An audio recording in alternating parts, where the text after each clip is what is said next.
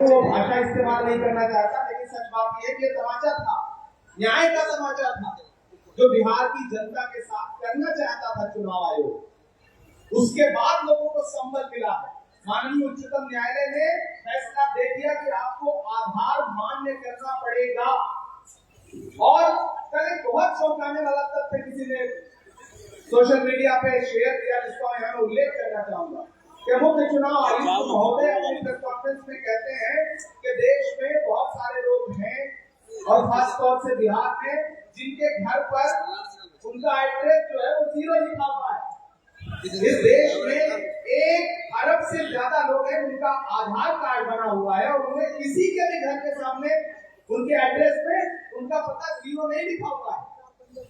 तो माननीय उच्चतम न्यायालय ने डायरेक्शंस दिए हैं, जो बातें कही हैं, जो ऑर्डर पास किया है, मुझे लगता है आपको उसको फिर से एक बार पढ़ना चाहिए। उन्होंने फटकार राजनीतिक दलों को नहीं लगाया है, उन्होंने फटकार चुनाव आयोग के उस मंसूबे को लगाया है जिसके तहत सबसे पहले बिहार में यहाँ की जनता से वोटिंग का अधिकार छीनना चाहते थे चुनाव आयोग और सरकार दोनों मिल करके।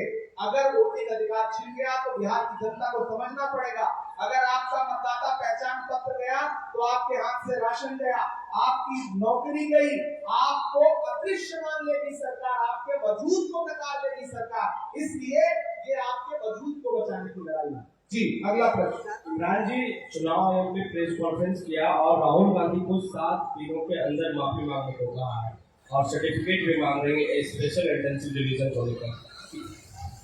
कितने दिन गुजर गए उस प्रेस कॉन्फ्रेंस के? कितने दिन? 4 दिन।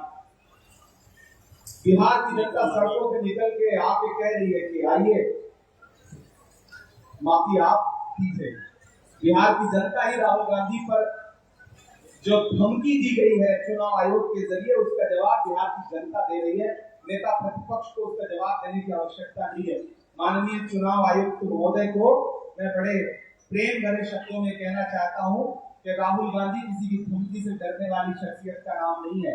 आप एक स्वतंत्र संस्था हैं, आप धमकी की भाषा मत बोलिए, आप हलफनामा और शपथ की बात मत बोलिए।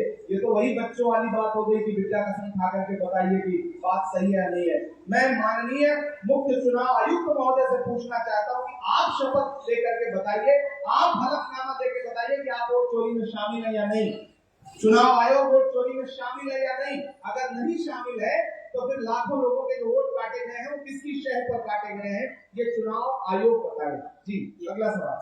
क्या लगता है जो आप आरोप लगाते हैं इंडिया अलायंस के लोग कि बीजेपी चुनाव आयोग मिलकर एसआईआर करवा रही है, क्या यह सच है? मुझे लगता है कि मीडिया के साथियों को खोजी पत्रकारिता का जो भाव है उसे जगाना चाहिए।